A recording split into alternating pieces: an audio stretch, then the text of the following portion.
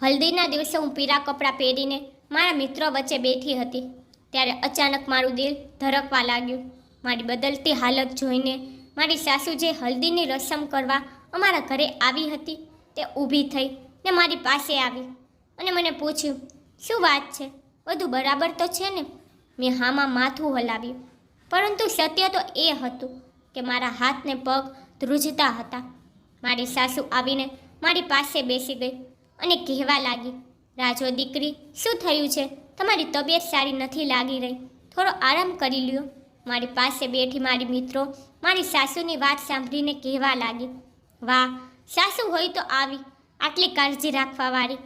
અમારું પણ દિલ ઈચ્છે છે કે અમને પણ આવી સાસુ મળે। મારી એક મિત્રની વાત સાંભળીને મારા બધા મિત્રો જોર જોરથી હસવા લાગ્યા। હલ્દીની ખુશ્બુ મારા માથે અથડાતી હતી અને મને એવું લાગતું હતું કે હું પડવાની જ છું। મારી નજર સામેથી આવતા અતુલ પર પડી ત્યારે મારી આંખો આપોઆપ શાંત પડી ગઈ। મારા શરીરમાં એક મીઠી વેદના જાગી। બસ એક રાત મારી જાન, કાલે આપણે એક થઈ જશું, હું શરમાવા લાગી। આ દરમિયાન મારી સાસુ જ્યુસનો ગ્લાસ લઈને આવી અને તે ઝડપથી પીવાનું પૂરું કરવા કહ્યું। મને લાગે છે કે તે કંઈ ખાધું કે પીધું નથી, તેથી જ તું નબળાઈ અનુભવે છે। મને એવું લાગ્યું કે મારું દિલ થંભી જશે। મને જ્યુસની ખુશ્બુથી પણ ઉલટી થવાનું મન થતું હતું। મેં જ્યુસનો ગ્લાસ મોઢામાં મૂક્યો જ હતો કે અચાનક મારી તબિયત એકદમ ખરાબ થઈ ગઈ। મને એવું લાગ્યું કે ઉલટી થવાની હોય।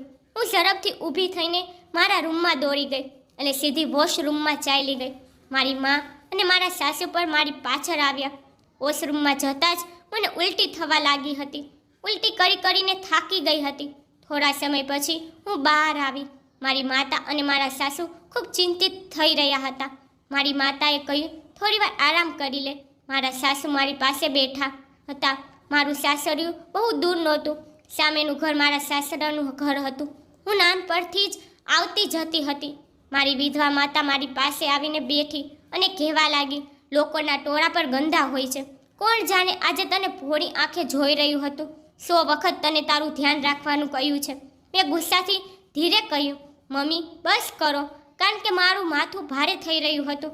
મમ્મીએ કહ્યું, જલ્દી સ્વસ્થ થઈ જા, બસ કાલનો દિવસ છે, કાલે પણ તારી એવી જ હાલત હશે તો લોકો શું કહેશે? બીમાર દુલ્હન પકડાવી દીધી અને બોલવાનું બંધ નહીં કરે। મને ખબર નહીં કે મને મારી માતાના આ શબ્દો કેમ સારા નહોતા લાગતા, તો મેં થોડું ગુસ્સામાં કહ્યું, બીમાર ફક્ત ભગવાન કરે છે અને ફક્ત ભગવાન જ તેને સાજા કરે છે, આપણા હાથમાં કંઈ નથી હોતું।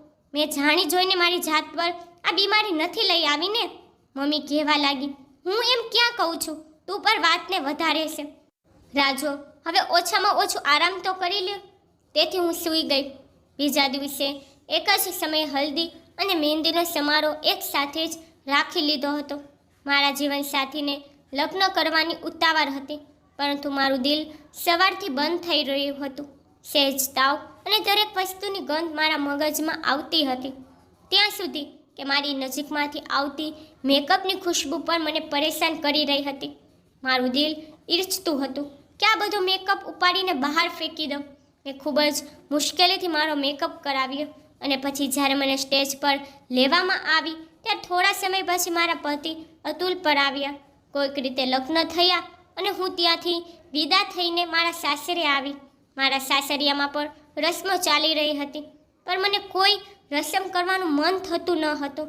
મને એવું લાગતું હતું કે મને ચક્કર આવશે, પરંતુ કોઈક રીતે મેં મારી જાતને નિયંત્રિત કરી અને પછી રાત થઈ, તેથી મને અતુલના રૂમમાં લઈ જવામાં આવી। રૂમ તાજા ફૂલોથી ખૂબ જ સુંદર રીતે સળગાવવામાં આવ્યો હતો, પરંતુ થોડા સમય પછી અચાનક મારી તબિયત એટલી ખરાબ થઈ ગઈ કે હું સીધી વોશરૂમમાં દોડી ગઈ અને ઉલટી કરવા લાગી। વોશરૂમમાંથી બહાર નીકળ્યા પછી મને લાગ્યું કે જાણે મારા શરીરમાં પ્રાણ જ નથી। હું માંડ મારી જાતને ખેંચીને બહાર આવી હતી અને રૂમમાં રહેલા મારા સાસુએ મારી સામે ધ્યાનથી જોયું અને કહ્યું, શું વાત છે, તને વારંવાર ઉલટી કેમ થાય છે? પછી તેણે બધાને રૂમ ખાલી કરવા કહ્યું અને મને તપાસવાનું શરૂ કર્યું। ચેકઅપ પૂર્ણ કર્યા બાદ તેણે દરવાજો ખોલ્યો અને તરત જ સગા સંબંધીઓ, મહિલાઓ અને યુવતીઓ જ્યારે તે રૂમમાં પ્રવેશ્યા ત્યારે ન તો મારી સાસુએ આમ જોયું કે ન તો કંઈ વિચાર્યું। તે બૂમો પાડવા લાગી અને કહ્યું, તે ગર્ભવતી છે. મને ખબર નહીં કે તે તેના ગર્ભમાં કોના પિતા સાથે મારા ઘરે આવી છે. મારા ઘરમાં આવી ચરિત્રહીન વહુ હું સ્વીકારીશ નહીં. આ સાંભળ્યું કે ત્યાં હાજર તમામ મહિલાઓને શાપ સૂંઘ્યો હતો. નવપરણિત દુલ્હનની અચાનક જાહેરાત, જેને તેના લગ્નની રાત પણ નથી ગઈ અને ગર્ભવતી થવાના કારણે ચોક્કસપણે આ વાત પર શંકા ઊભી કરી હતી. તે સમયે હું પણ ખૂબ આશ્ચર્યજનક આંખોથી મારા સાસુને જોઈ રહી હતી અને આ બધું સાંભળીને મારા હોશ ઉડી ગયા હતા. દરેક સાથે મારી આંખો પર પહોળી થઈ ગઈ હતી. આ કેવી રીતે શક્ય છે? કોઈએ મારી માતાને પણ જણાવી દીધું હતું અને તે પણ તરત જ મારા રૂમમાં દોડતી આવી. મારી વિધવા માતા પાસે એકમાત્ર મૂડી સન્માન હતી. આ ભીડ સભામાં લૂંટતા જોઈને તે પોતાના પગ પર ઊભી રહી શકી નહીં અને જમીન પર બેસી ગઈ. હું અસ્વસ્થ આંખોથી મારી સાસુ તરફ જોવા લાગી કે આ બધું શું થઈ ગયું છે. અને એથી પણ વધુ મને ચિંતા એ વાતની હતી કે આ કેવી રીતે થઈ શકે છે, કારણ કે આજ સુધી મને કોઈએ સ્પર્શ પણ કરી ન હતી.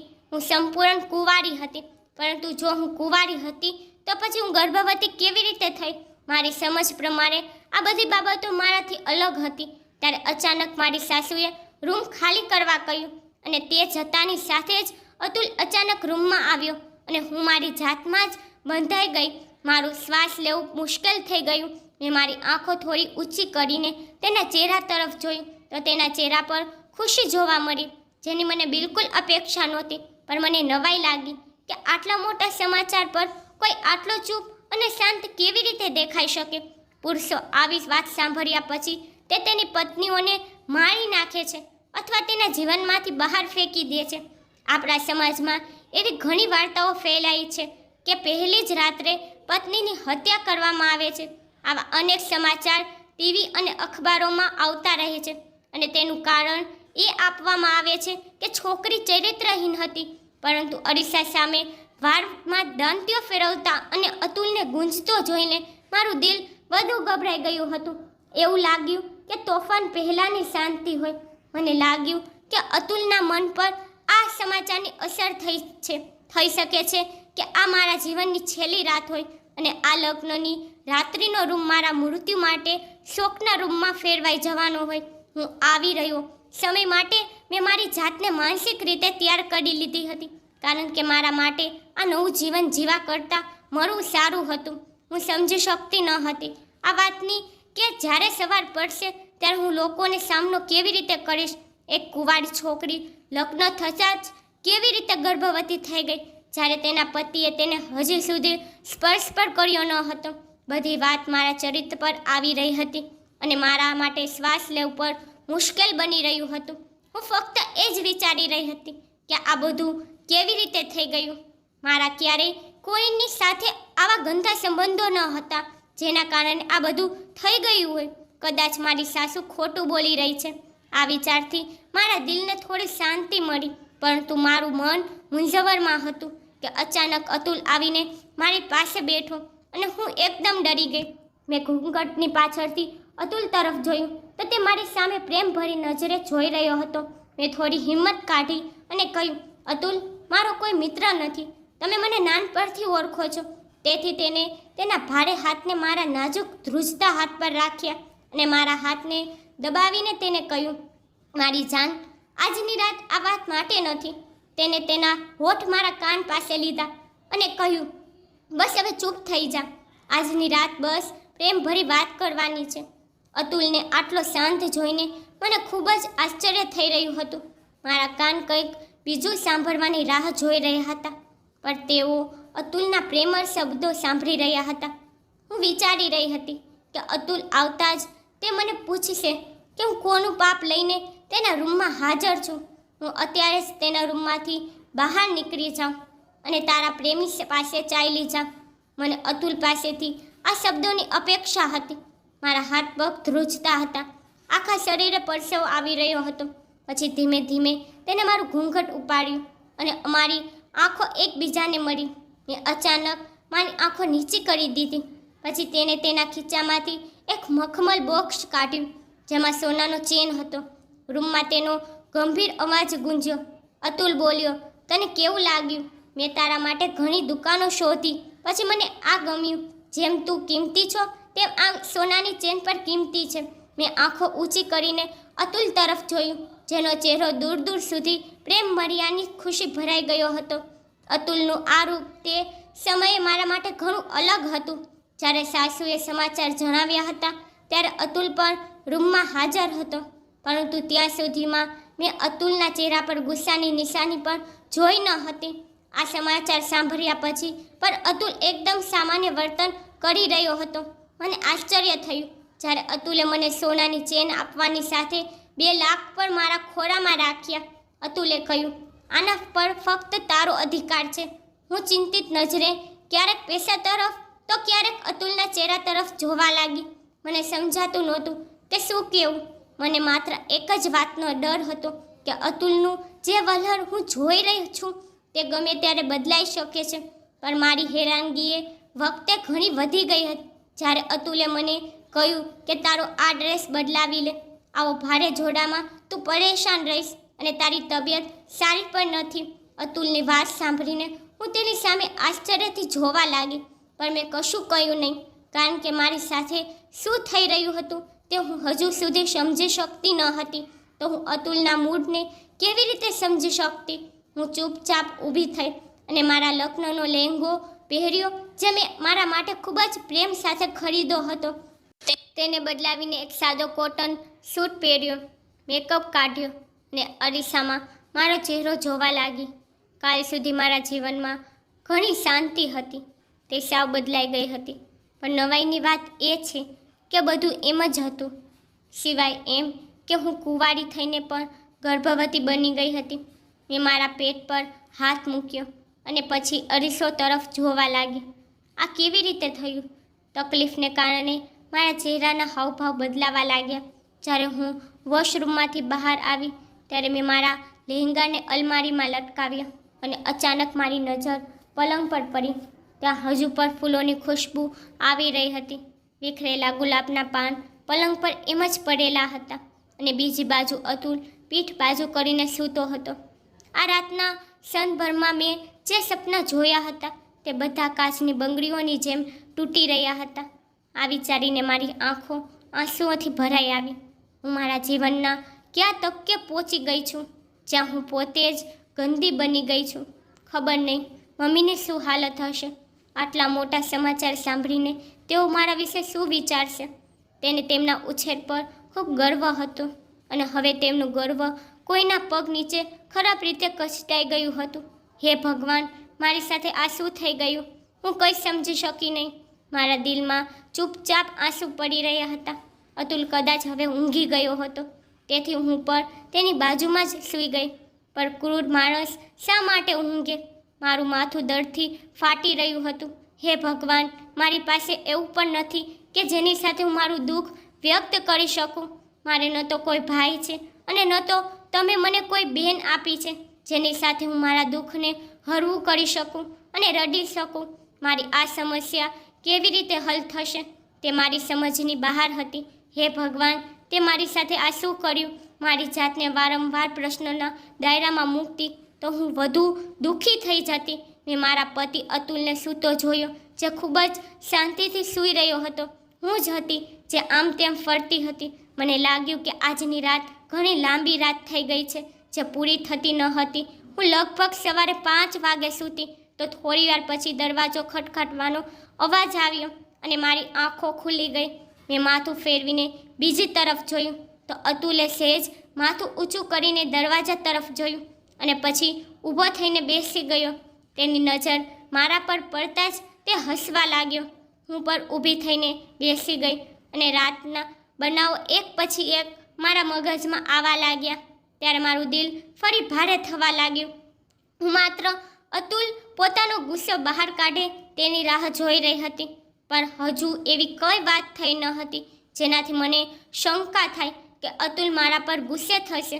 પછી ગુડ મોર્નિંગ મેડમજી, અતુલનો ખૂબ જ મધુર અને પ્રેમાળ અવાજ મારા કાનમાં ગુંજ્યો. તેથી મેં પણ તેમને હળવેથી ગુડ મોર્નિંગ કહ્યું અને પછી તે પલંગ પરથી નીચે ઉતરીને દરવાજા તરફ ગયો. સામે તેની માતા ઊભી હતી અને તેની માતા સાથે એક નોકરાની ટ્રે ઉપાડીને અંદર આવી.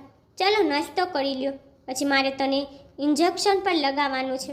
રાતથી તું ખૂબ જ કમજોર થઈ ગઈ છો, તને તાકાતનું ઇન્જેક્શન આપવાનું છે. હું કંઈ પણ સમજ્યા વિના નોકરાની તરફ જોવા લાગી. ત્યારે તેને નોકરાનીને સંકેત આપ્યો અને તેને ટ્રેને મારા પલંગ પર મૂકી. મારી સાસુએ કહ્યું, રાજુ જલ્દી નાસ્તો કરી લે, ત્યારબાદ આજે મોં બતાવવાની રસમ કરવાની છે. થોડા સમય પછી મહેમાનો આવવા લાગશે, ઘણી તૈયારી કરવાની છે. નાસ્તો કરી લ્યો. મને ખાવાનું બિલકુલ મન થતું નહોતું, પરંતુ લગભગ 2 દિવસથી ભૂખી હતી. 2 દિવસથી ઉલટી કરીને મારું પેટ સંપૂર્ણપણે ખાલી હતું. તેથી મને પેટમાં એક વિચિત્ર દુખાવો અને ખાલીપણું થઈ રહ્યું હતું. પછી મારી સાસુ અતુલ તરફ વળી અને અતુલને કંઈક કહેવા લાગી. અતુલ, તારો પાર્ટીનો ડ્રેસ આજે તૈયાર છે, તેને પહેરીને જોઈ લો. જો તને લાગે કે તેને ફરી એક વખત ઇસ્ત્રી કરવી જોઈએ તો મને જણાવ, તો હું નોકરાનીને ફરી ઇસ્ત્રી કરવાનું કહું. તે બંને મા દીકરા આટલા ખુશ જોતી હતી અને તેની વાતો સાંભળી રહી હતી. મને બહુ નવાઈ લાગી. પછી હું ધીમેથી ઊભી થઈ, વોશરૂમમાં ગઈ અને ફ્રેશ થઈને બહાર આવી. મેં એક બ્રેડ અને ચાનો કપ ઉપાડ્યો. મેં ચાનો કપ પૂરો કરીને ટેબલ પર મૂક્યો ત્યારે નોકરાનીએ મારી સામેથી ટ્રે ઉપાડી અને બહાર નીકળી ગઈ. પછી મારા સાસુ મારી પાસે બેઠા અને તેને તેની હેન્ડબેગમાંથી એક ઇન્જેક્શન કાઢ્યું અને મને મારો હાથ આગળ કરવા કહ્યું. મેં ચૂપચાપ મારો હાથ આગળ કર્યો અને તેઓએ મને ઇન્જેક્શન લગાવ્યું. આનું થોડું દુઃખ થયું હતું અને પછી સારું થઈ ગયું. એટલામાં અતુલનો ભાઈ પણ રૂમમાં આવ્યો. અતુલનો ભાઈ માનસિક રીતે પાગલ હતો. તે બાળકની જેમ હરકતો કરતો હતો. જો કે તે પહેલેથી જ 25 વર્ષનો હતો. તે અંદર આવ્યો અને મને જોઈને તેને તાળી પાડીને પૂછ્યું, મમ્મી, શું તે હવે આપણી સાથે જ રહેશે? મારા સાસુ હસ્યા અને કહ્યું, હા હા, તે આપણી સાથે જ રહેશે. ઠીક છે, હવે તું બહાર જા, દુલ્હનને તૈયાર પણ થવાનું છે. પછી આપણે તેને લઈને મેરેજ હોલ માટે રવાના થઈશું. મારા સાસુની વાત સાંભળીને તેનું મૂડ બગડી ગયું, પરંતુ અતુલ તેને બળપૂર્વક બહાર લઈ ગયો. હવે હું અને મારી સાસુ રૂમમાં એકલા હતા. ત્યારે અચાનક તે મારી પાસે આવી અને મારા ખોળામાં થોડા પૈસા મૂક્યા અને કહ્યું કે આજે ખર્ચો અને તમને બાળક થયા પછી પૈસા મળી જશે. મારા સાસુની વાત સાંભળીને પહેલાં તો મને આશ્ચર્ય થયું, પણ પછી મને ગુસ્સો આવ્યો. હું કંઈક કહેવા જઈ રહી હતી ત્યારે તે અચાનક બોલી, તને અત્યારે કંઈ કહેવાની છૂટ નથી રાજુ. અત્યારે ઘર મહેમાનોથી ભરેલું છે અને મારે આગળ કંઈ સાંભળવું નથી. મેં કહ્યું, પણ મારે તમને એક પ્રશ્ન પૂછવો જ છે અને ભગવાનની ખાતર કૃપા કરીને મને જવાબ આપો. મને સમજાતું નથી કે તમે મને આ પૈસા કેમ આપ્યા અને આ બાળક સાથે મારો શું સંબંધ છે? હું એકદમ કુંવારી છું. એમ તું કુંવારી છો? મારી સાસુએ મારી સામે થોડા ગુસ્સાથી જોયું. જો તું કુંવારી છો તો શું ફૂંક મારીને આ બાળક તારા પેટમાં આવ્યું? તું મને શું મૂર્ખ બનાવી રહી છો રાજુ? હું ખૂબ જ અનુભવી દાઈ છું. જે કબ નસીબે હું તારી સાસુ બની ગઈ છું. જો મને લગ્ન પહેલાં આ વાત ખબર હોત તો હું તને ક્યારે મારી વહુ ન બનવા દે. પણ મારા પતિએ તારા પિતાને વચન આપ્યું હતું કે બંને બાળકોના લગ્ન થશે. મેં એ વચન નિભાવ્યું છે અને તેથી જ મારે મૌન રહેવું પડ્યું. અને પૈસાની વાત છે કે પૈસા મેં તને એટલા માટે આપ્યા છે કે તું તારા મનની ઈચ્છા મુજબ ખા અને પી શકે અને તારું સ્વાસ્થ્ય સુધારી શકે. અમે તારા માટે આ જ કરી શકીએ છીએ અને જ્યાં સુધી અમે કરી શકીએ ત્યાં સુધી કરતા રહીશું. આ વાત કરીને મારા સાસુ બહાર ચાલ્યા ગયા. મેં તરત ઊભી થઈને રૂમનો દરવાજો અંદરથી બંધ કરી દીધો. પછી જોરથી રડવા લાગી. મને સમજાતું નહોતું કે મારે મારી સાસુનો આભાર માનવો જોઈએ કે તેને મારા જેવી છોકરીને સ્વીકારી છે, કે મારા ભાગ્ય પર આંસુ વહાવું કે જેને મને એવા સ્થાને લઈને ઊભી રાખી દીધી હતી કે હું મારા પોતાના લોકોની નજરો ટાળવા લાગી હતી. હું સમજી શકતી ન હતી કે હું મારા પરિવારોને કેવી રીતે સામનો કરીશ. હે ભગવાન, હું ક્યાંય આવીને ઊભી રહી ગઈ છું જ્યાં આગળ ખાડો છે અને પાછળ પર ખાડો છે. હું અતુલ અને મારા સાસુનું વર્તન જોઉં છું. મને તેમનાથી મોટું મારું કોઈ દેખાતું નથી. એવું લાગે છે કે તે બંને મારા માટે ખૂબ મદદરૂપ છે અને બીજી બાજુ પોતાના ઘરની ઇજ્જત બદનામ કરવાવાળા પણ સમજતા નથી. જો તે મને આટલો પ્રેમ કરે છે અને તેને મારી ઇજ્જતની એટલી જ પ્રિય છે તો તે આ ઘટના છુપાવી પણ શકતા હતા.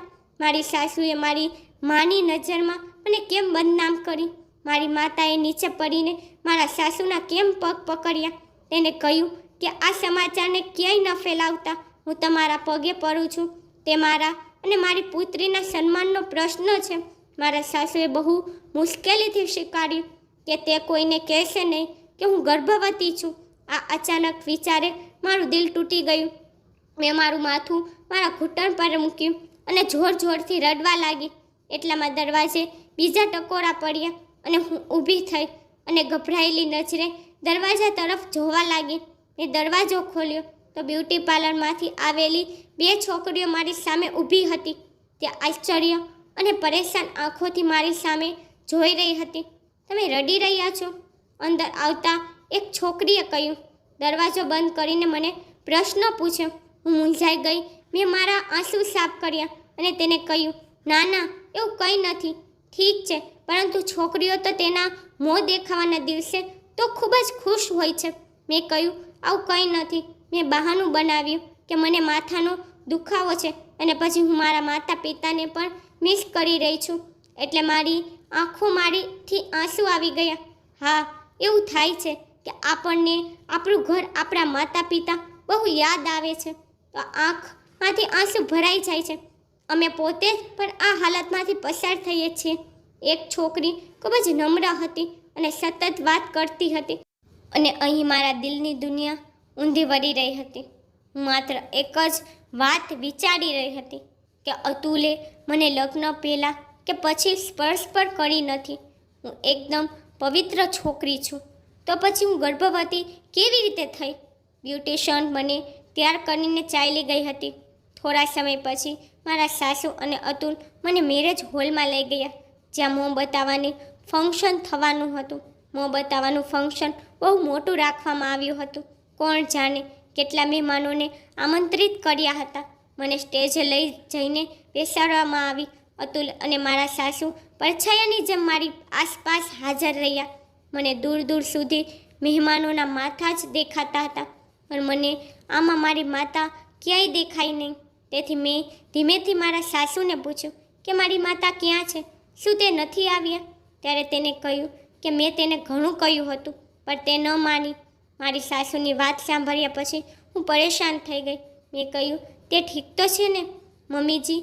તેને કહ્યું, હા હા, તે બિલકુલ ઠીક છે, પણ તેની પાસે અમારા જેટલી સહન શક્તિ નથી. તેની ચરિત્રહીન પુત્રીનો સામનો કરી શકે, જે લગ્ન પહેલાં જ તેના ગર્ભમાં કોઈનું પાપ પાડી રહી છે. મારા સાસુની વાત સાંભળીને મારી આંખો શરમથી નીચી થઈ ગઈ. હું મારી જાતને ગુનેગાર સમજવા લાગી હતી.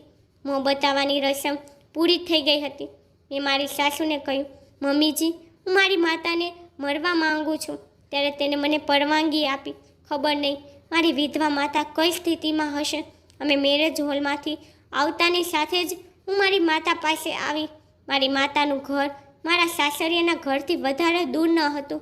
બંને ઘર એક જ મોહલ્લામાં હતા અને એકબીજાની સામે હતા. પહેલાં બંને ઘર એક સામે જ હતા, પછી બંને ઘર વચ્ચે એક રસ્તો કરવામાં આવ્યો. એટલા માટે બંને ઘરો અલગ થઈ ગયા હતા. આ ઘર મારા પિતા અને અતુલના પિતાએ મળીને ખરીદ્યું હતું.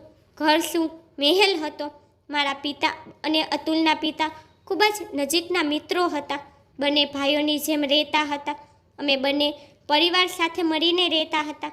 મારા પરિવારમાં મારા મમ્મી પપ્પા અને હું એકલી જ હતી, જ્યારે અતુલના પરિવારમાં અતુલનો નાનો ભાઈ રંજન અને તેના બંને માતા પિતા હતા.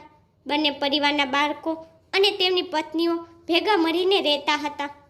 મારા પપ્પા ખૂબ જ મહેનતુ હતા.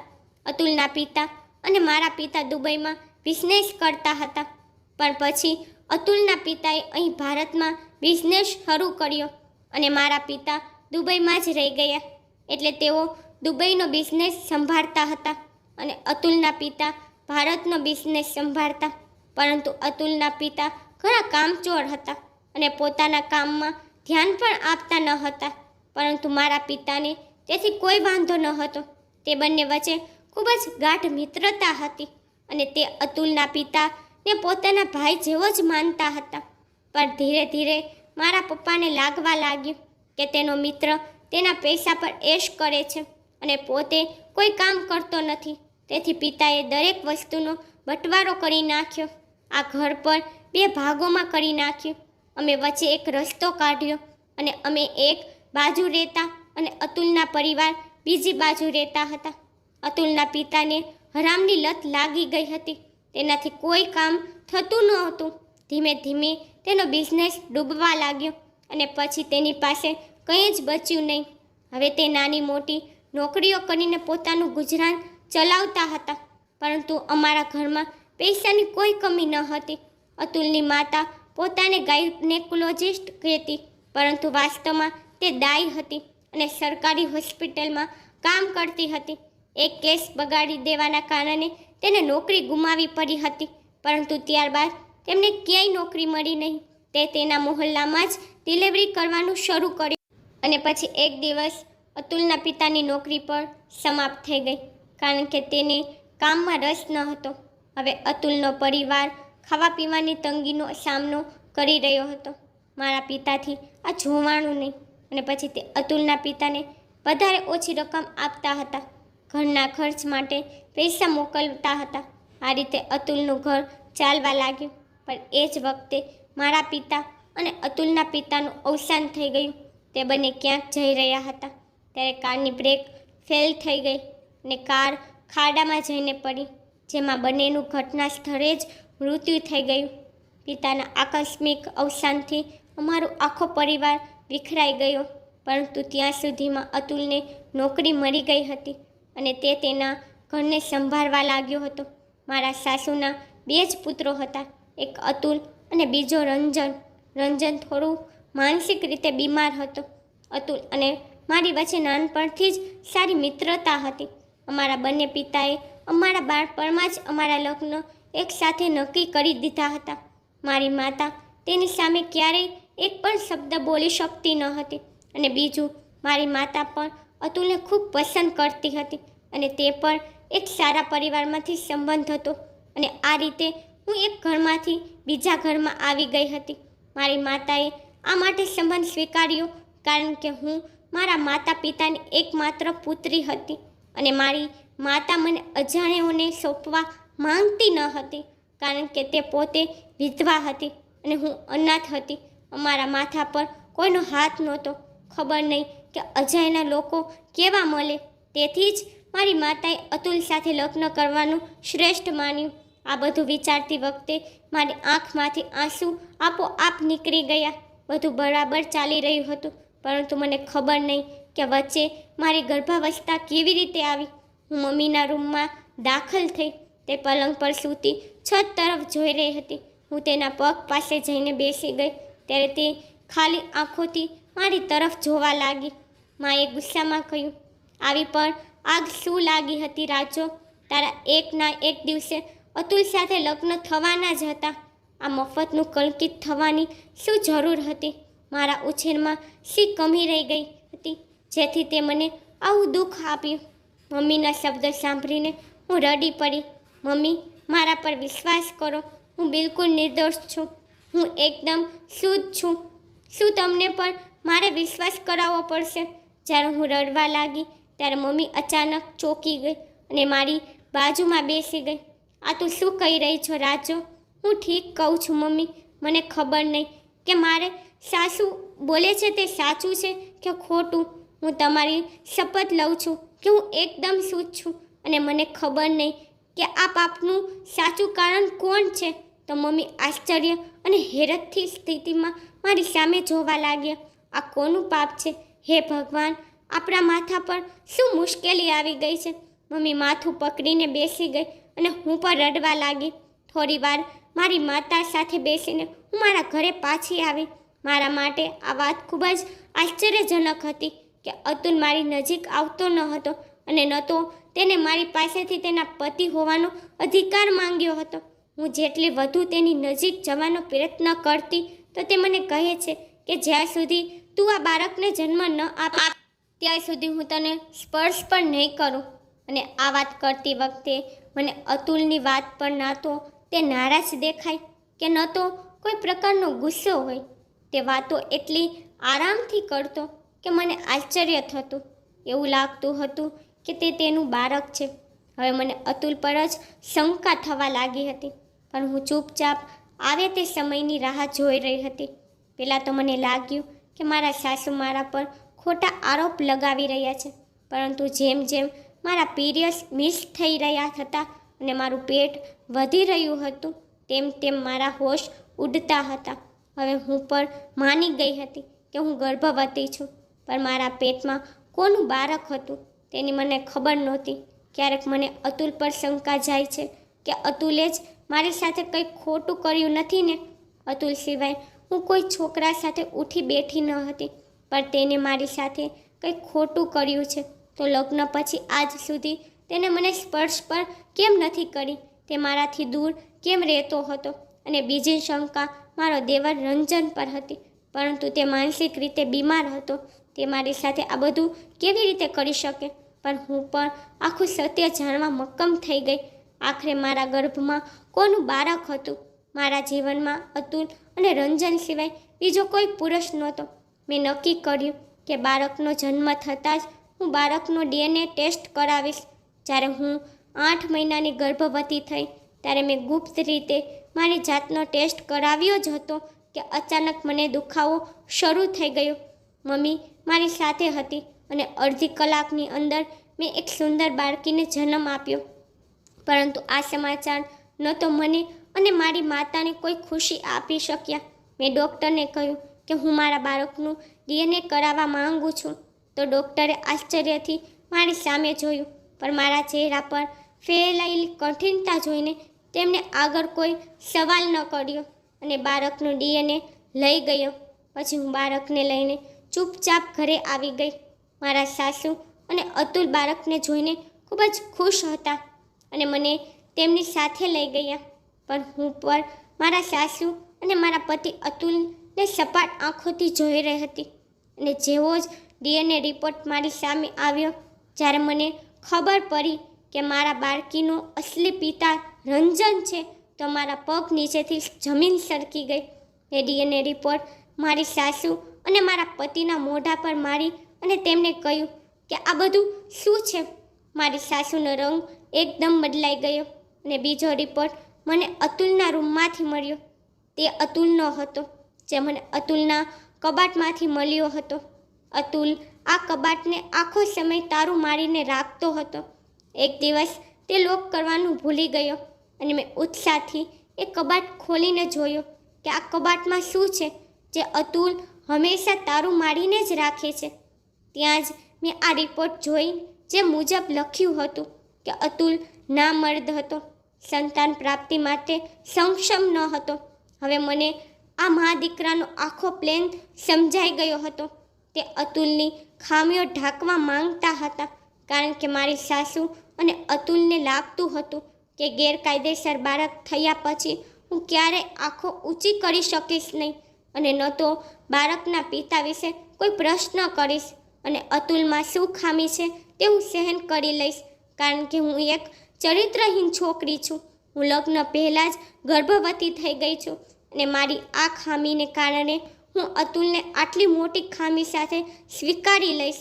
પર બધું ઉલટું થઈ ગયું અને મને બધી જ ખબર પડી ગઈ. મારી સાસુએ આખા ઘરનો કબજો લેવા માટે તેના બંને પુત્રનો ઉપયોગ કર્યો હતો. ખબર નહીં રંજન કેટલી વખત મારી ઇજ્જત સાથે રમ્યો હતો, કારણ કે જ્યારે પણ મારા સાસુ કંઈક સારું રાંધતા ત્યારે તે મને તેના ઘરે બોલાવતા અને રાતે પણ મને તેની પાસે જ રોકતી. તેની બીજી સવારે મને આખો દિવસ ચક્કર આવતા રહેતા અને મારું શરીર દુખતું, પણ હું સમજી શકતી ન હતી કે મારી તબિયત આટલી બગડે છે. પણ મને હવે સમજાયું કે મને બેહોશીની દવા આપ્યા પછી તે મારું શરીર તેના પુત્ર રંજનને સોંપી દે છે, જે માનસિક રીતે પાગલ હતો પરંતુ શારીરિક રીતે સંપૂર્ણ પુરુષ હતો, જેના પરિણામે હું ગર્ભવતી થઈ ગઈ. અને મારા સાસુ આ જ મોકાની રાહ જોઈ રહ્યા હતા. તેને મારા પર અને મારી માતા પર ઉપકાર કરીને તેને મારા લગ્ન અતુલ જેવા નામર્દ પુત્ર સાથે કર્યા, જેથી અતુલનો ભ્રમ ચાલુ રહે અને હું આખી જિંદગી સાસુના પ્રભાવ હેઠળ શાંતિથી વિતાવી નાખું અને કંઈ કહું પણ નહીં. એક તીરથી બે શિકાર. મારી માતા અને મેં નક્કી કર્યું કે આપણે આ જુલ્મ સામે બોલીશું અને પછી મેં પોલીસ સ્ટેશનમાં જઈને મારા સાસુ અને તેના બંને પુત્રો સામે ફરિયાદ નોંધાવી. મારી સાસુ અને મારા પતિ અતુલને 5 વર્ષની કેદની સજા ફટકારવામાં આવી અને રંજન માનસિક રીતે સ્થિર ન હતો, તેથી તેને છોડી દેવામાં આવ્યો હતો. પર હવે મારા માટે તે વધુ મુસીબતની વાત હતી, કારણ કે હવે રંજનનું ધ્યાન રાખવાવાળું કોઈ નહોતું અને હવે રંજનની જવાબદારીઓ મારી ઉપર આવી ગઈ હતી. હું આ બાબતમાં રંજનને ખોટો ન પાડી શકતી હતી, કારણ કે તે નિર્દોષ હતો. તેને જેમ કહેવામાં આવ્યું તેને કર્યું. રંજનને સાચા ખોટાનો ખ્યાલ નહોતો. હું રંજનનું ધ્યાન રાખવા લાગી. રંજનનું ધ્યાન રાખતા મને લાગ્યું કે રંજન દિલથી ખૂબ જ સારો હતો. બાળકોની જેમ તેના દિલમાં કોઈ પાપ નહોતું. તે મારા સાથે ખૂબ જ ખુશ રહેતો હતો. હું રંજનને ડૉક્ટર પાસે લઈ ગઈ અને તેની સારવાર કરાવી. રંજનને તપાસ્યા પછી ડૉક્ટરે કહ્યું કે રંજન સાજો થઈ શકે છે, પરંતુ તેની સારવાર માટે ઘણા પૈસાની જરૂર છે અને મારી પાસે ડૉક્ટરે કહ્યું તેટલા પૈસા ન હતા.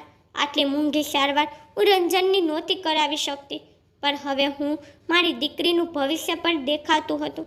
કંઈ પણ કહો, જે છોકરી મારા ખોળામાં હતી તે મારું પોતાનું લોહી હતી અને તેના પિતા રંજન હતા. હું મારી દીકરીના ભવિષ્ય સાથે રમી શકતી ન હતી. મેં મારી બધી બચત અને મારું ઘર પણ વેચી નાખ્યું અને રંજનની સારવાર પાછળ પૈસા ખર્ચ્યા. ભગવાનની કૃપાથી રંજન ધીરે ધીરે સ્વસ્થ થવા લાગ્યો. થોડા દવાઓનો અસર હતો અને થોડો મારા પ્રેમ અને સંભાળને લીધે જ રંજન સ્વસ્થ થવા લાગ્યો હતો. હું તેની આટલી કાળજી રાખતી હોવાથી રંજન મારા માટે પાગલ જ બની ગયો હતો. તે મારાથી પ્રેમ કરવા લાગ્યો હતો અને હવે હું પણ રંજન વગર રહી શકતી ન હતી. હું પણ રંજનને પ્રેમ કરવા લાગી હતી અને પછી મેં તેની સાથે લગ્ન કરી લીધા.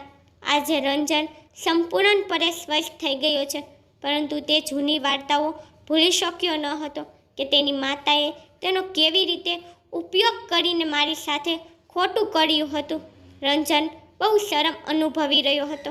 તે મારી પાસે માફી માંગતો કે મને અફસોસ છે કે હું તમારા સન્માન સાથે રમ્યો હતો, મને માફ કરી દો. મને ખબર નહીં કે મેં કેટલા સમય પહેલાં રંજનને માફ કરી દીધો હતો, કારણ કે મેં તેને ક્યારેય ગેરસમજ સમજ્યો જ ન હતો. આજે રંજન અને હું અમારું લગ્ન જીવન ખૂબ જ સુંદર રીતે જીવી રહ્યા છીએ. મારા સાસુ અને અતુલની સજા પૂરી થવાની હતી ત્યારે રંજનને કહ્યું કે આપણે તે લોકો સાથે નહીં રહીએ. રંજન મને એક ભાડાના મકાનમાં લઈ ગયો. હું, મારી માતા અને રંજન હવે આ ભાડાના મકાનમાં જ રહીએ છીએ. ટેન્સ પાસેથી લોન લઈને રંજનને પોતાનો બિઝનેસ શરૂ કર્યો. ભગવાનની કૃપાથી બિઝનેસ સારો ચાલી રહ્યો છે અને અમે ખૂબ જ શાંતિપૂર્ણ જીવન જીવી રહ્યા છીએ. મિત્રો, તમને મારી સ્ટોરી પસંદ આવે છે તો લાઇક, શેર, સબસ્ક્રાઈબ કરી નાખજો. તમને મારી સ્ટોરી કેવી લાગી મને કોમેન્ટ બોક્સમાં જરૂરથી કહેજો.